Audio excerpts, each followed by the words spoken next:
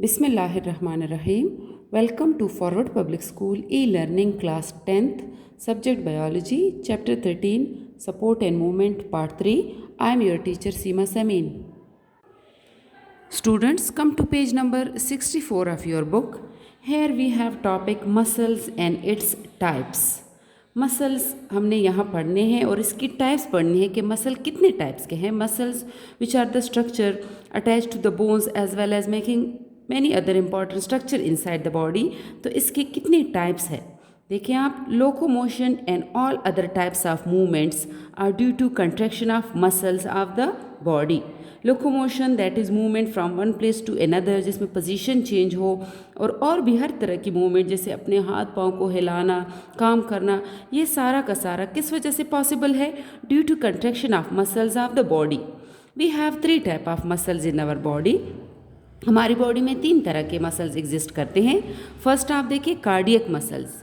The cardiac muscles also called heart muscles is an involuntary muscle.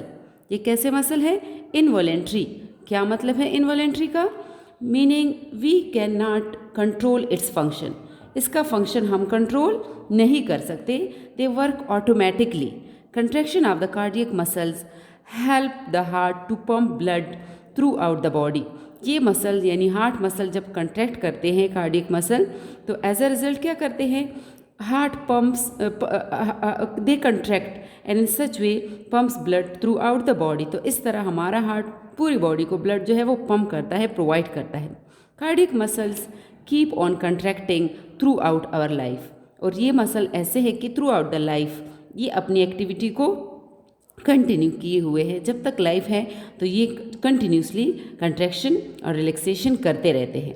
Second आप देखें smooth muscles. Smooth muscles are found in the walls of organs. For example हमारे walls बनाए हुए हैं जैसे कि the digestive tract, हमारा digestive system, air passageways which are a part of our respiratory system, blood vessels, blood tube, blood pipes which are the part of our circulatory system or blood circulatory system, and the urinary bladder which is a part of our urinary system or excretory system. Their contractions move the material present in the organ. इनके contraction में इनमें जो जो material move करते हैं मतलब exist करते हैं उनकी मूवमेंट पॉसिबल हो जाती है. For example digestive system, digestive tract जब कंट्रैक्शन करेगा तो जो फूड मटेरियल है they will be pass gradually from one part to another one. Third आप देखिए स्केलेटल मसल्स. स्केलेटल मसल्स कहाँ मौजूद है? Skeletal muscles are attach to the bones of the skeleton. ये हमारे स्केलेटन में जो बोन्स है उसके ऊपर अटैच है. कौन से muscle? Skeletal muscles. That is why they are called skeletal muscles के due to their attachment on the surface of bones. Their contractions help us in the movement and locomotion. और इनकी contraction से क्या होता है? We move and locomotion become possible. Students अब आप देखिए here we have topic antagonistic movement of skeletal muscles. कि स्केलेटल मसल जो कि हमारे बोन्स के ऊपर अटैच है, how they help in movement. So इनकी जो मूवमेंट है this is called antagonistic movement of skeletal muscles. Antagonistic मुखालिफ in an opposite way. We know that muscles are attached to bones by tough connective tissue called tendons. ये तो हमने कर लिया था in the previous topic that हमारे muscles की attachment हमारे बोन्स के साथ किस तरह हुई है? Through a tough band of connective tissue which is called tendon. Skeletal muscles move the body. Skeletal muscles की वजह से बॉडी मूव करती है. These muscles are under voluntary control, meaning you consciously control what they do. आप क्या करते हैं मतलब इनकी जो मूवमेंट है वो वॉलेंट्री है, इरादी तौर पे है, मतलब intentionally in our own will or wish. तो जो आप चाहते हैं आप वो कंट्रोल कर सकते हैं, जो आपका दिल चाहता है, जिस तरह की मूवमेंट आप करना चाहते हैं. Almost all body movements like walking and waving your hand is caused by skeletal muscles contraction. जितनी भी बॉडी की मूवमेंट है, चाहे वो वॉकिंग है, चाहे वो हाथ का हिलाना है, चाहे वो आपका लेग्स का, तो it's all due to what? Due to contraction of skeletal muscles. One end of a skeletal muscle is always attached with some fixed bone, while the other end is attached to a movable bone. जो muscle है bone के ऊपर, इसकी attachment जो है ये क्या है? एक तरफ से मतलब ये अगर आप देखें muscle attach on the surface of bone, so एक साइड पे ये फिक्स होगा और दूसरी साइड पे ये मूवेबल पॉइंट होगा। तो देखिए आप, the point where the muscle attaches to the fixed bone is called the origin. वो पॉइंट जहाँ पे मसल बोन के साथ जो है, जहाँ से स्टार्ट है या फिर फिक्स्ड अटैच हुआ है, मूवमेंट उधर से नहीं हो रही, ऐसे पॉइंट को क्या कहते हैं, origin. And the point where the muscle attaches to the moving bone is called the insertion. और वो पॉइंट जहाँ पे बोन मूव करता है, तो इसकी वजह इस पॉइंट को कहा जाता है इंसर्शन। मतलब बोन जिस पॉइंट से फिक्स है तो वहाँ मसल की अटैचमेंट बोन के साथ ऑरिजिन है, और जहाँ बोन मूव कर रहा है तो वहाँ पे मसल की अटैचमेंट बोन के साथ क्या है, insertion. Origin and insertion. Most skeletal muscles are arranged in pair. ज़्यादातर skeletal muscles क्या है, arranged in pair, मतलब बोन के एक तरफ भी है और दूसरी तरफ भी है। So in such way they are arranged in the form of pairs. Most skeletal muscles are arranged in pairs. One muscle in a pair move a bone in one direction. The other muscle moves it in the opposite direction. एक muscle bone को एक direction में move करता है और दूसरा muscle bone को दूसरे डायरेक्शन में मूव करता है। In other words, when one muscle in the pair contracts to exert a pull, जब एक मसल कंट्रैक्ट हुआ, the other muscle will relax, तो दूसरा मसल क्या हो जाएगा, रिलैक्स हो जाएगा, और elongate to allow the effect of contraction of the prior muscle. Prior that is first one, पहले वाला। तो एक मसल कंट्रैक्ट होगा तो दूसरा मस्ट रिलैक्स होगा। The phenomena in which a muscle opposes the action of the other is called antagonism. ऐसा phenomena जिसमें एक मसल कंट्रैक्ट हो, दूसरा रिलैक्स हो, दूसरा कंट्रैक्ट हो तो फर्स्ट रिलैक्स हो, इस एक्शन को क्या कहते हैं, antagonism. And the muscles which show antagonism are called antagonistic muscles. और ऐसे मसल जो एंटागोनिज्म शो करते हैं उनको क्या कहा जाता है, एंटागोनेस्टिक मसल्स। आप देखिए यहाँ पे, muscles can only pull bones, they can not push bones. Only muscle जो है वो बोन्स को पुल करते हैं, खींचते हैं, उनको पुश या धक्का नहीं दे सकते। The human body has over 500 muscles. हमारी बॉडी में कितने मसल्स हैं, 500, responsible for all type of movements. और इन्हीं मसल्स की वजह से along with bones when they combine, so they give us different type of movements. It should be remembered that the arm does not has these two muscles only.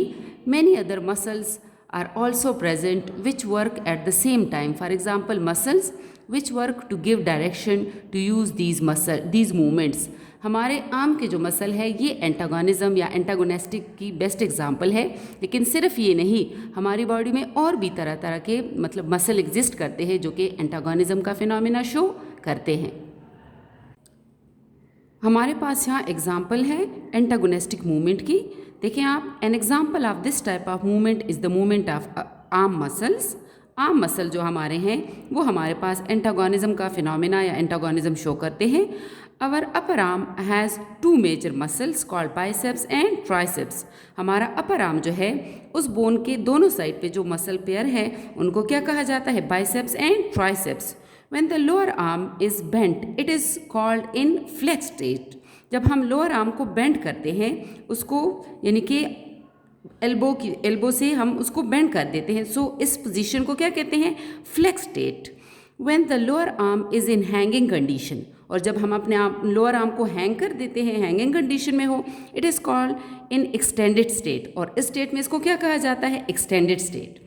This extension and flexion, यानी ये bend करना और extend करना, is caused by the above mention pair of muscles that is bicep and triceps.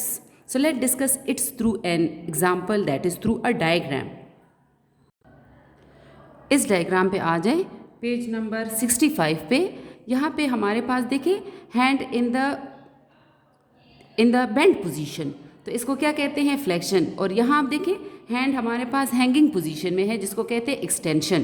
तो आप देखिए upper arm में जो हमारे बोन के दोनों साइड पे मसल्स है उस पेयर को क्या कहते हैं, bicep and tricep. Tricep muscles and biceps. तो आप देखिए जब बाइसेप हुआ कंट्रैक्ट तो हमारा आर्म हुआ बेंड, और इस तरह उसी टाइम जो इसका अपोजिट मसल है इस पेयर में ट्राइसेप दे रिलैक्सेस। तो इस रिलैक्सेशन और कंट्रैक्शन की वजह से हमारे हाथ ने क्या किया, बेंडिंग की। इसी तरह इसका यहाँ देखें आप, इस कंडीशन में जिसको कहते हैं एक्सटेंशन, जिसमें हमारा हैंड क्या हो रहा है, दैट इज़ एक्सटेंडेड, जो है एक्सटेंड हुआ है, लोअर गया है। ऐसे में आप देखो इधर से यही से pair, that is tricep and bicep muscle. अब आप देखिए जब एक्सटेंडेड पोजीशन में हो तो हमारा बाइसेप्स जो है वो रिलैक्स करते हैं और eight the same time tricep contract करते हैं। So these muscles act in pair. Whenever in the pair one muscle contracted, the other must be relaxed. When one relaxed, the other must be contract, and in such way the movement become possible. यहाँ आप देखें, when the bicep muscle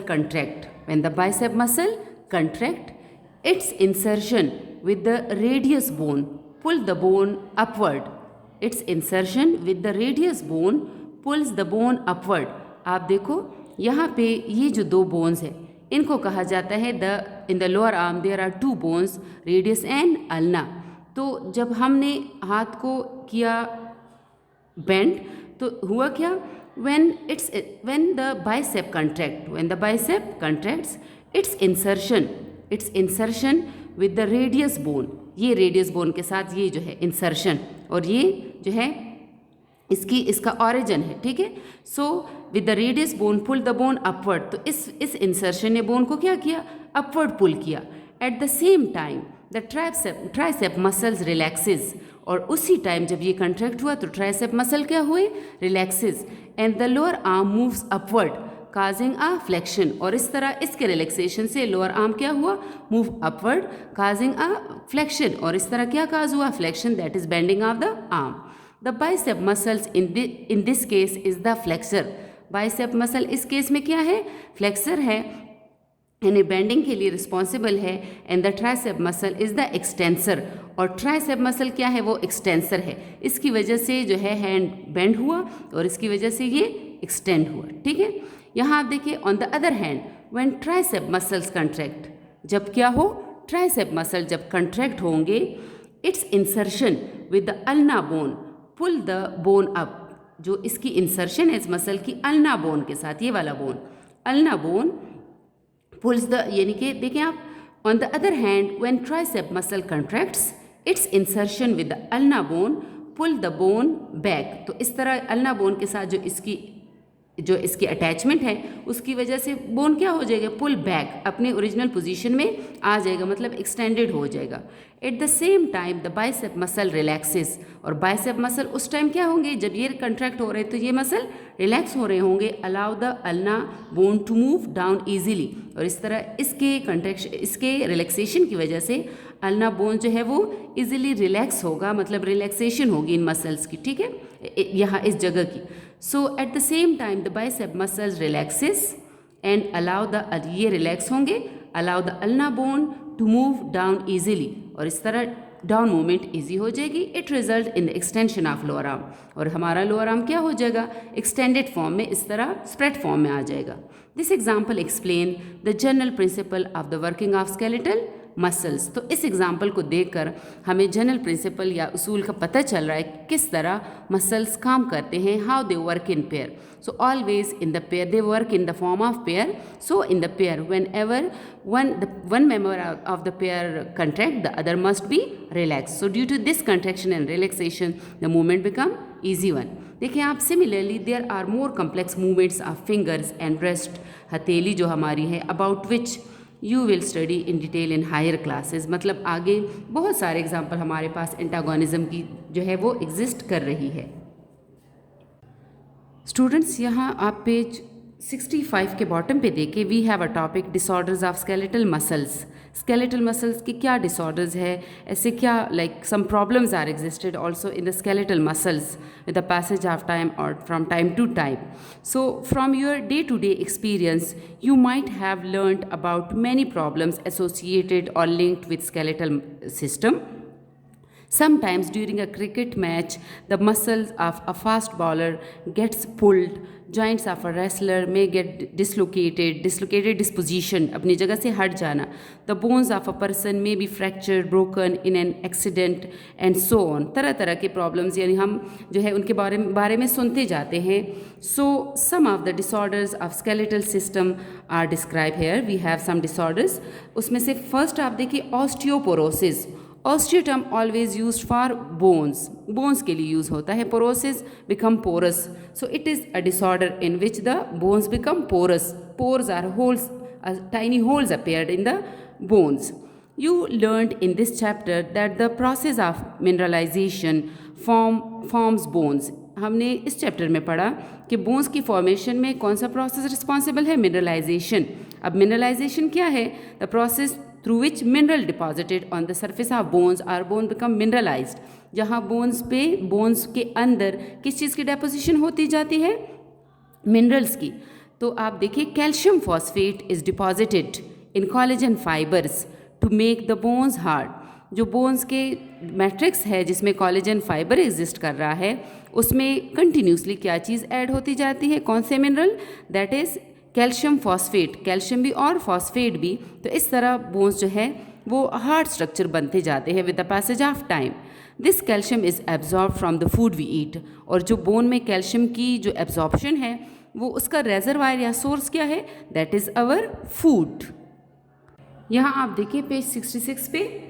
When a person is not taking sufficient calcium in their daily diet, जब sufficient intake या काफ़ी intake ना हो calcium की हमारी डेली डाइट में, तो क्या होगा? Their bones start becoming weak. तो उनके bones gradually क्या होते जाते हैं? वीक होते जाते हैं.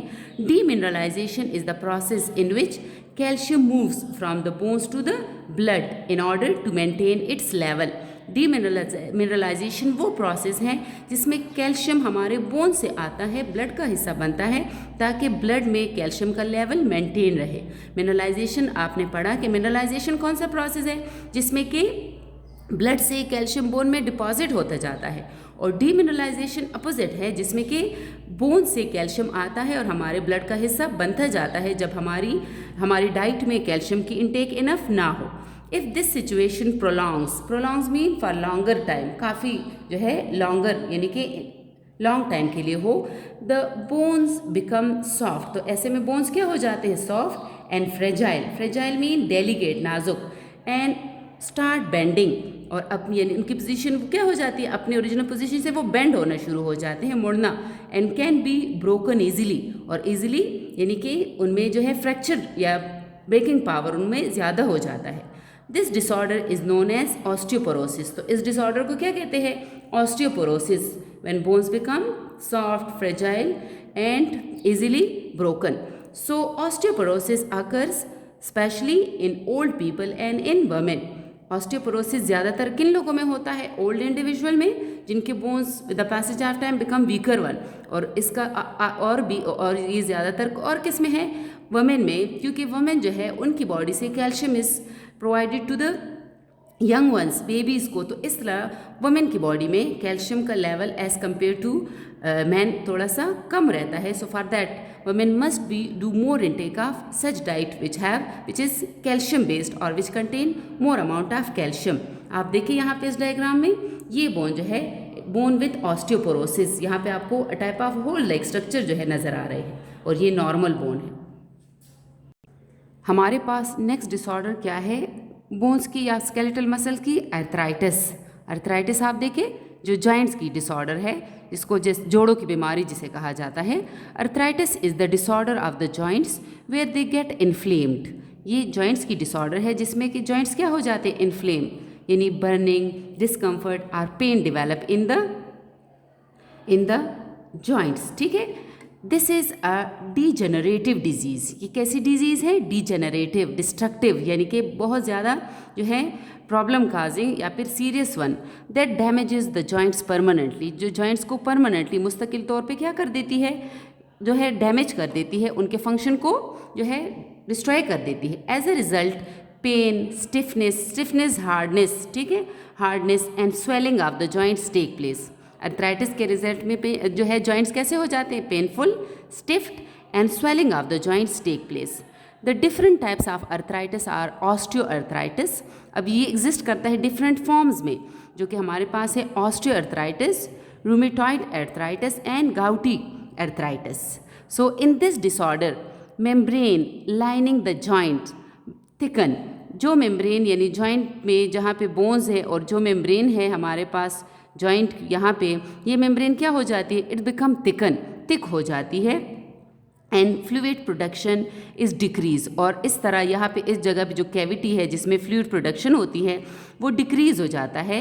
It's become a dry one which results in increased friction causing severe means serious pain and in later stages complete immobility mean माजूरी, यानी कि जो मूवमेंट ना कर सके. ठीक है, तो जहाँ पे ये जो है बिल्कुल आहिस्ता आहिस्ता फ्रिक्शन से ख़त्म होता जा रहा है और आहिस्ता आहिस्ता इसमें फ्लूइड प्रोडक्शन और जो इसका सरफेस है वो हार्ड होता जा रहा है, तो in such way the bone to bone contact become direct one, जिसकी वजह से क्या काज होता है, सिवियर पेन, बहुत पेन. और आखिर में यानी कि अगर बहुत सिवियर ये कंटिन्यू रहे तो इसमें हो गया जाता है इमोबिलिटी, पर्सन मूव नहीं कर सकता due to severe pen.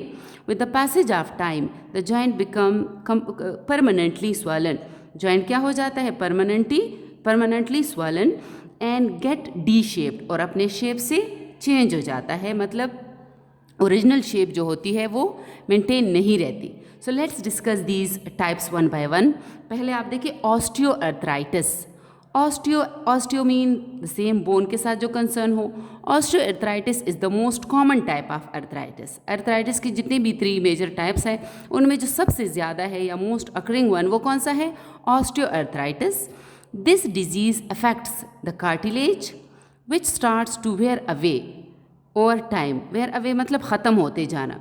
Cartilage को जो है यानी ये 2 बोन्स हैं तो इनके जो एंड्स पे कार्टिलेज है वो कार्टिलेज क्या होता जाता है, टाइम के साथ साथ वो ख़त्म होता जाता है, यानी हटता जाता है. The cartilage can completely wear away. इसमें यानी कि इन एक्सट्रीम केसेस, जब बहुत ज़्यादा यानी कि सिवियर केसेस में, लास्ट स्टेजेस में कार्टिलेज क्या हो जाता है, कम्प्लीटली वेयर अवे, कम्प्लीटली ख़त्म हो जाता है, finished, leaving nothing to protect the bone in a joint, causing direct bone on bone contact. ठीक है, जब यहाँ बिल्कुल कार्टिलेज ही ना रहा, फ्लूइड ना रहा, तो अब क्या होता जाएगा, एक बोन का दूसरे बोन के साथ डायरेक्ट कॉन्टैक्ट जो है डेवलप हो जाएगा. It occurs most often in older people. ये ज़्यादातर किन लोगों में होता है, ओल्डर पीपल में. ऑस्टियोआर्थराइटिस यूजुअली अफेक्ट, ये किस चीज़ पे असर करता है, द वेट बेयरिंग जॉइंट्स, वो वाले जॉइंट जिन पे जो वेट बेयरिंग हो. For example the joints of vertebral column के जो जॉइंट्स हैं, नी, घुटने जो है, और हिप रीजन. ठीक है, osteoarthritis causes joint pain. Osteoarthritis क्या है, causes joint pain, severe pain होता है, and can limits a person normal range of mobility. और पर्सन की जो नॉर्मल रेंज ऑफ मोबिलिटी है, मूवमेंट की जो रेंज है, जिस हिसाब से या जिस स्पीड से या जिस स्टाइल से जो मूवमेंट वो करता है वो रिड्यूस हो जाती है. वो फिर जो है उस तरह की मूवमेंट या चलना फिरना नहीं कर सकता. यहाँ देखिए हमारे पास सेकेंड टाइप का जो अर्थराइटिस है वो रूमेटॉइड अर्थराइटिस है. Rheumatoid arthritis is an auto immune disease. ये कैसी डिजीज़ है, ऑटो इम्यून, दैट इज़ हमारे इम्यून सिस्टम जो है, इम्यून सिस्टम की वजह से ये काज होती है. How, it is an auto immune disease in which the body immune system attacks healthy joint. Body में खुद ही जनरेट होना शुरू हो जाती है, इम्यून सिस्टम अटैक करता है हेल्दी जॉइंट्स को, विच बिकम इन्फ्लेम्ड एंड स्वलन. और इस तरह जॉइंट क्या हो जाते हैं, इन्फ्लेम्ड और swollen. It can destroy cartilage. इससे क्या हो जाता है, कार्टिलेज डिस्ट्रॉय हो जाता है, ख़त्म हो जाता है, जो बोन के एंड्स पे एग्जिस्ट करता है. And bone within the joint जो है वो क्या हो जाते हैं, दे अगेन बिकम, यानी the cartilage is wear away. It usually affect joints in the finger. ये कहाँ कहाँ पे हमारे जॉइंट को जो है अफेक्ट करता है, फिंगर्स में, रेस्ट में, कलाइयों में, नीज हमारे घुटनों में, and elbows. It causes pain, stiffness that is hardness, swelling and loss of function in the joints. और इसकी वजह से भी हमारे जॉइंट्स में क्या हो जाता है, स्टिफनेस हो जाती है, स्वेलिंग हो जाती है, वो अपना फंक्शन या अपनी एक्टिविटी लॉस कर लेते हैं ग्रेजुअली. यहाँ पेज नंबर 67 पे आप देखें, इस डायग्राम में नॉर्मल आपको हैंड और जॉइंट बताए हुए हैं, और ये आप देखें रूमेटॉइड अर्थराइटिस. आप देखें एट द जॉइंट्स, यहाँ क्या हो जाती है, इन्फ्लेमेशन, और वो थोड़ा सा यानी कि उसमें स्वेलअप हो जाते हैं joints and causing severe pain. आप देखिए यहाँ पे ये इन सब जॉइंट्स को। नेक्स्ट आप देखिए gouty arthritis. Gouty arthritis is caused by higher than normal level of uric acid in the blood. ये कब काज होता है, जब हमारे ब्लड में यूरिक एसिड का लेवल क्या हो जाता है, that is become too much higher and the deposit of large amount of uric acid in the lining of the joint in the form of crystals। और हमारे joints में भी जो है किस चीज़ की डिपोजिशन हो जाती है, यूरिक एसिड की, लाइनिंग ऑफ द जॉइंट, जो जॉइंट की लाइनिंग है उधर क्या चीज़ डिपॉजिट हो जाती है, too much amount of uric acid. Uric acid हमारी बॉडी में प्रोड्यूस होता है due to the metabolism of protein. It causes inflammation in the joint. इससे जॉइंट में क्या काज होता है, इन्फ्लेमेशन, कॉल्ड गाउट और गाउटी अर्थराइटिस। फॉर एग्जाम्पल ये ज़्यादातर ये भी हमारे जैसे कि हमारे फुट में भी ये इस तरह आउटग्रोथ्स की फॉर्म में, या हैंड में भी, फिंगर्स के साथ भी आउटग्रोथ्स की फॉर्म में ये डेवलप होते हैं। इस तरह आउटग्रोथ, वो जगह इस तरह आउटग्रोथ से उन पे बन जाते हैं। It usually affect the joints at the base of big toe. देखिए आप, बिग टो जो हमारी है, जो हमारे फीट की जो है टो जो है उधर इस तरह आउटग्रोथ सा बन जाता है। Other joints that is knees, rest and fingers में ऑल्सो बी अफेक्टेड। और बाकी जॉइंट्स को भी ये गाउटी अर्थराइटिस अफेक्ट कर सकता है, जिसमें कि सिंपली क्या हो जाता है, too much amount of uric acid deposit in the different joints. अब आप देखिए ट्रीटमेंट ऑफ अर्थराइटिस। अर्थराइटिस की ट्रीटमेंट या फिर जो है इसका सोल्यूशन कैसे पॉसिबल है। The treatment of arthritis focuses on relieving symptoms, यानी कि जो सिम्टम्स उसके हैं कि किस टाइप के हैं उस पर डिपेंड करता है कि वो देखने हैं और उससे जो है रिलीफ जो है हासिल करना है। The treatment of arthritis is focuses on relieving symptoms and improving joint function, और साथ में जो है जॉइंट के फंक्शन को इम्प्रूव करना है। Analgesics that is pain killers, non steroidal anti inflammatory drugs that is NSAIDs are use to treat arthritis. Analgesics जो पेन किलर्स है सिंपल वन, और non steroidal anti inflammatory drugs जो है जिनको NSAIDs कहते हैं, यूज़ होते हैं for to treat the arthritis. Surgery can also be performed in which the affected joint is replaced with an artificial joint. ऐसे भी होता है कि जब बहुत सीवियर केस हो तो क्या करते हैं कि अफेक्टेड जॉइंट में यानी कार्टिलेज को रिप्लेस किया जाता है, नेचुरल वन को जो कि नॉन फंक्शनल है, किसके साथ, that is with an artificial cartilage. अब आप देखें, arthroplasty is a surgery that involve replacing a damaged, worn out or diseased joint with an artificial joint. जिस टेक्निक में हम यानी कि जॉइंट की रिप्लेसमेंट करते हैं आर्टिफिशियल जॉइंट के साथ, उसको क्या कहते हैं, arthroplasty. Adults of any as can be considered for a knee replacement, although most are carried out on people between the ages of 60 and 80। ज़्यादातर ओल्ड एज के लोगों में जो है ये ट्रीटमेंट की जाती है।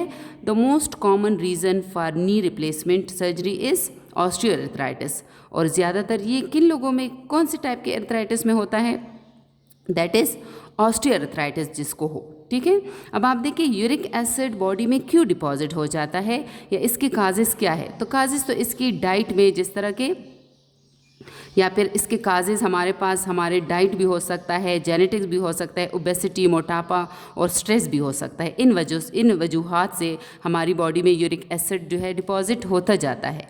अब क्या है, किडनी डिजीज़, डायबिटीज़, कैंसर, ऐसी प्रॉब्लम्स में भी जो है यूरिक एसिड का लेवल इंक्रीज़ हो सकता है। और ये हमारी बॉडी में आता कहाँ से, मतलब कौन से फूड से, मीट से, फिश से, ग्रीन पीस और बीन्स एक्सेट्रा, मतलब वो वाले फूड जो कि प्रोटीन कंटेनिंग फूड है। ठीक है, तो ऐसे लोग जिनमें कि यूरिक एसिड का अमाउंट मोर हो या इंक्रीज़ हो रहा हो, उनको बहुत ज़्यादा स्ट्रिक्टली ऐसे फूड्स जो है प्रोहिबिटेड होते हैं या उनको नहीं दिए जाते जो कि प्रोटीन बेस्ड हो। Students, come to page number 69. On page 60 up to page 67 we have done explanation of different topics. अब यहाँ देखिए हमारे पास कुछ MCQs है regarding the topics. आप देखिए first one, which of these is a part of appendicular skeleton. Appendicular skeleton में ये इनमें से कौन सा अपेंडिकुलर स्केलेटन का पार्ट है, ribs, sternum, pectoral girdle and vertebral column. तो ये तीन तो हमारे पास जो है एक्सिल स्केलेटन के पार्ट्स है। तो pectoral girdle is the part of our appendicular skeleton. So you will circle this one. Second आप देखिए the joints between the skull bones are an example of, ये भी हमने कल लास्ट में कर लिया था लास्ट टॉपिक में, that is ball and socket joints, hinge joints, immovable joints and slightly movable joint. तो हमारे पास जो हमारे स्कल के बोन है they are the examples of immovable joints. C. Third आप देखिए which type of joint is present between the vertebrae, जो हमारे वर्टिब्रे हैं वर्टिब्रल कॉलम में, उनमें किस टाइप के जॉइंट एग्जिस्ट करते हैं. देखिए आप fix joint, slightly movable joint, ball and socket joint या फिर हिंग joints. So we have done that they allow slight movement or little bit movement, that is why they are the example of slightly movable joints. Next आप देखिए fourth, which of the following is not part of the axial skeleton. इनमें देखिए कि कौन सा axial skeleton का part नहीं है, स्टर्नम, वर्टिब्रे, लेग बोन्स या स्कल. तो हमारा जो लेग बोन है it is a part of appendicular skeleton, remaining 3 are the part of the axial skeleton. So आपने सर्कल करना है सी. फिफ्थ आप देखिए bones are stronger than cartilage due to the presence of collagen fibre, osteocytes, calcium phosphate या फिर lacunae. हमारे bones क्यों hard structure है एज कम्पेयर टू कार्टिलेज, क्योंकि उनमें किस चीज़ की डेपोजिशन होती है कंटिन्यूसली या ग्रेजुअली, कैल्शियम फॉस्फेट की. तो सी ऑप्शन. सिक्स्थ आप देखिए the main protein in the matrix of collagen is collagen, osteonectin, keratin and actin. हमारे जो कार्टिलेज है या फिर बोन्स है उनमें से कौन सा प्रोटीन अबंडेंस में है, दैट इज कॉलेजन. कौन सा प्रोटीन, कॉलेजन. तो आपने ए को सर्कल करना है. सेवंथ आप देखिए which connective tissue attaches to bones at a joint. कौन सा कनेक्टिव टिश्यू टू बोन्स की अटैचमेंट करता है, मतलब bone to bone attachment. Ligaments, tendons, cartilage या फिर मैरो. तो ये हमने पढ़ा है कि बोन टू बोन अटैचमेंट कौन करता है, लिगामेंट, ए ऑप्शन. और बोन टू मसल अटैचमेंट कौन करता है, टेंडन. तो हमारे पास ऑप्शन बेस्ट क्या है, दैट इज लिगामेंट. एट्थ आप देखिए in which disease do the bone become weak and brittle. Brittle mean easily breakable. तो देखें आप osteoporosis, osteoarthritis, rheumatoid arthritis and vertebral column. तो कौन सा ऐसी डिजीज़ है जिसमें बोन वीक हो जाते हैं और इजीली यानी फ्रैक्चर्ड होते रहते हैं, that is first one the A option, osteoarthritis. Ninth आप देखिए the point where the muscles attaches to the fixed bone is called. जहाँ पे बोन फिक्स है और वहाँ पे मसल की जो अटैचमेंट है उसको हम क्या कहते हैं, टेंडन, लिगामेंट, इंसर्शन या फिर ऑरिजन. तो ऐसा पॉइंट जहाँ बोन फिक्स है, बोन उस साइड से जो है मूवमेंट नहीं कर रहा, तो वहाँ पे जो मसल की अटैचमेंट बोन के साथ है उसको क्या कहा जाता है, ऑरिजन. लास्ट आप देखिए arthritis is defined as inflammation in bones, joints, cartilage या फिर मसल्स. आर्थराइटिस कहाँ की इन्फ्लेमेशन है, तो the best option is B, that is in joints. Students, this was the end of our chapter. I hope you understood it well. For exercise, short question and long questions, notes will be provided to you. Stay home, stay safe. Thank you.